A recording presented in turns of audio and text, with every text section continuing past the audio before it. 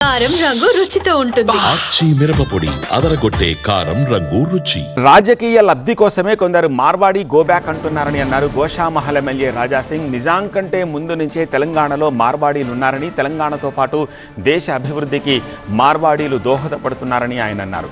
బీజేపీలో నాయకులను కొందరు ఫుట్బాల్ ఆడుకుంటోన్న మాట వాస్తవమేనని, కొందరు బీజేపీ నేతల కారణంగానే తెలంగాణలో బీజేపీ అధికారంలోకి రాకుండా పోయిందని అన్నారు.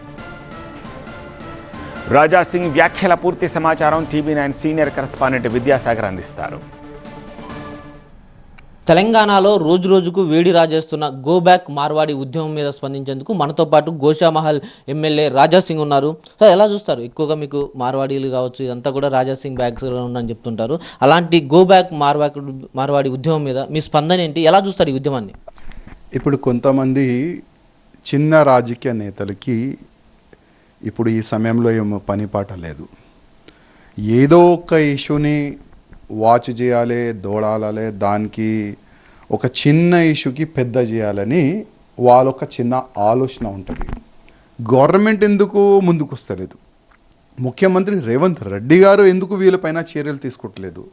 ఇవాళ తెలంగాణలో మార్వాడీలు ఇవాళ రేపు రాలేదు.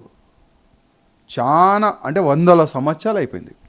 నిజాం కాలంకైనా ముందు వచ్చిన ఈ మార్వాడీలు, నిజాం సమయంలో కూడా అదే నిజామోలు కూడా అరే మనకు ఇవాళ నిధులు వస్తుందంటే ఈ మార్వాడీల వల్లనే, ఇవాళ మన స్టేట్ కానీ డెవలప్మెంట్ అవుతుందంటే వీళ్ళ వల్లనే, ఇట్లాంటి వ్యక్తులకి మనం కాపాడుకోవాలని అప్పుడు నిజాం కూడా ఇట్లాంటి ఆలోచన పెట్టుకున్నారు. అప్పటి నుంచి ఇప్పటి వరకు ఈ మార్వాడి సమాజం కానీ, రాజస్థానీ సమాజ్ కానీ, గుజరాతీ జైన్ సమాజ్ కానీ ఎప్పుడు కూడా రాజ్యానికి నష్టం జరగాలి ఎప్పుడు కూడా అట్లాంటి పని చేయలేదు. ఒక్క పర్సెంట్ ఉంటారు కొంతమంది, డూప్లికేట్ సామాన్ అమ్మాలి, డూప్లికేట్ పనులు చేయాలి. అట్లాంటి వ్యక్తులకి నేనే చాలా వరకు జైలుకి పంపిస్తున్నా. నిన్న మొన్న కూడా గుజరాతీ గలీలో ఈ ఒక వైరు డూప్లికేట్ అంటే ఒక ఫ్యాన్ క్లబ్ అట్లాంటి ఒక మంచి బ్రాండ్ వైర్ని కూడా డూప్లికేట్ అమ్ముతున్నారని మాకు ఇంటిమేషన్ వస్తే మేమే కంప్లైంట్ ఇచ్చి లోపల కూడా పంపిస్తున్నాం. అంటే 1% వల్ల 100% మంచోళ్ళకి పేరు ఖరాబ్ కావద్దని కూడా మేము కూడా దీనికి ముందే జాగ్రత్త కూడా మేము చూస్తున్నాం. వేరే వేరే జిల్లాలో కూడా ఈ మార్వాడీలు వచ్చినారు, షాపులు పెట్టుకుంటున్నారు. వాళ్ళు సగం ఒరిజినల్ సామాన్ పెడతారు, సగం డూప్లికేట్ సామాన్ పెడతారు. అంటే దానికి పోలీస్ డిపార్ట్మెంట్ ఉన్నది, దానికి మీరు కంప్లైంట్ చేయండి. పోలీసు వాళ్ళు వస్తారు, డూప్లికేట్ సామానా ఒరిజినల్ సామానా వాళ్ళు చూస్తారు, వాళ్ళపైన యాక్షన్ తీసుకుంటారు. ఒకవేళ డూప్లికేట్ సామాను ఉంటే గవర్నమెంట్కి లాభము తీసుకొని అట్లాంటి వాళ్ళు పనిచేస్తారు. చాలా మంచి సంఘటన కూడా వాళ్ళ దగ్గర ఉంటుంది. అంటే స్థానికంగా ఉన్న వాళ్ళకి ఉపాధి దక్కడం లేదు. వీళ్ళు పెట్టుకున్న షాపులో వాళ్ళ మార్వాడీస్ని పనిలో పెట్టుకున్నారు తప్ప మార్వాడీలు షాప్ పెట్టుకుంటే వాళ్ళ వ్యక్తుల్ని పెట్టుకుంటారంటే ముస్లిమ్స్ కూడా అట్లనే చేస్తారు. ముస్లిం వాళ్ళు కూడా ఎక్కడైనా షాప్ పెట్టుకుంటే ఫస్ట్ వాళ్ళ వ్యక్తుల్ని పెట్టుకుంటారు. చాలా వరకు రోహింగ్యాలు కానీ, బంగ్లాదేశీయులు కానీ, పాకిస్తానీయులు కానీ మన ఓల్డ్ సిటీని ఒక వాళ్ళ అయ్యా జాగీర్లాగా ఒక అడ్డా వాళ్ళు తయారు చేసుకున్నారు. వాళ్ళపైన ఎప్పుడు కూడా వీళ్ళు మాట్లాడలే.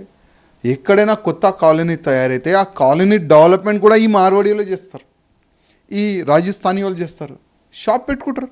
భయ్ మీరు ఎప్పుడైనా అప్రోచ్ అయినారా? దాదాపు 70% మార్వాడి, రాజస్థానీ, గుజరాతీ, జైను, పంజాబీ, బీహారీ, యూపీఓలు, మధ్యప్రదేశ్ వాళ్ళు అందరూ కూడా ఇక్కడ వచ్చి బిజినెస్ చేస్తారు. కానీ చాలా వరకు మన తెలుగోలే వాళ్ళ దగ్గర పనిచేస్తారు, మన తెలుగోలే వాళ్ళతో పార్ట్నర్షిప్గా బిజినెస్ చేస్తారు, మన తెలుగోలే చాలా వరకు ల్యాండ్ బిజినెస్ కూడా చేస్తారు. నా కాన్స్టిట్యూన్సీలో అట్లాంటి ఎప్పుడు కూడా మూమెంట్ రాలేదు, అట్లాంటి మాట కూడా రాలేదు.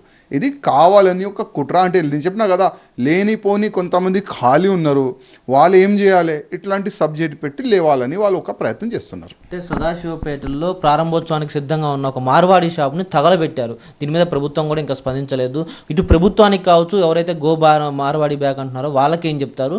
అదేవిధంగా మార్వాడీలు కూడా కొంత ఉద్రేకంగా మాట్లాడుతున్న పరిస్థితి, మేము లేకపోతే తెలంగాణ అభివృద్ధి లేదు, అదేవిధంగా తెలంగాణ నుంచి మమ్మల్ని ఎట్ట తరిమి కొడతారంటూ కూడా బెదిరిస్తూ మాట్లాడినటువంటి వ్యాఖ్యలు కూడా వైరల్ అవుతాయి. ఏం చెప్తారు? ప్రతి ఒక్క వ్యక్తికి నేను ఫోన్ చేసి చెప్పిన, ఎవరు మీడియా ముఖంగా వాళ్ళు మాట్లాడారు కదా, ఎందుకంటే వాళ్ళకి మీడియాలో ఏం మాట్లాడాలో వాళ్ళకి తెలియదు. రాజకీయం కూడా వాళ్ళు చాలా దూరం ఉంటారు. సడన్గా మైక్ పెడితే వాళ్ళ మనసులో ఏముంది టక్ టక్ టక్ వాళ్ళు మాట్లాడుకున్నారు. కానీ చాలా వరకు మార్వాడీయులు ఇవాళ బీఆర్ఎస్లో కూడా ఉన్నారు, చాలా మంచి పదవిలో. అంటే వాళ్ళు ఏ గవర్నమెంట్ ఉంటే దాంతో కలిసిపోవాలి, మన తెలంగాణని అభివృద్ధి పంచాలి, డెవలప్మెంట్ చేయాలి, అట్లాంటి ఆలోచన పెట్టుకుంటారు మార్వాడీలు. బీజేపీలో ఫుట్బాల్ రాజకీయం నడుస్తుంది. మీరు కూడా అన్నారు గతంలో నాతో కూడా చాలా మంది ఫుట్బాల్ ఆడుకున్నారని. మీతో ఫుట్బాల్ ఆడుకున్నది ఎవరు? ఇప్పుడు కూడా ఆడుకునే వాళ్ళు ఉన్నారా ఇంకా? ఇప్పుడు మా భారతీయ జనతా పార్టీ చాలా మంచి పార్టీ. ధర్మం గురించి, దేశం గురించి, సమాజం గురించి ఓపెన్గా పనిచేసే, ఓపెన్గా మాట్లాడే పార్టీ ఒక పార్టీ బీజేపీ పార్టీ. ఒక మంచి మూమెంట్ వచ్చిన తర్వాత కొంతమంది 2, 3, 4 కలిసి మా బీజేపీని మొత్తం ముంచేసినారు. అందుకోసం నేను ప్రతిసారి ఒక రిక్వెస్ట్ చేసిన, అంటే 11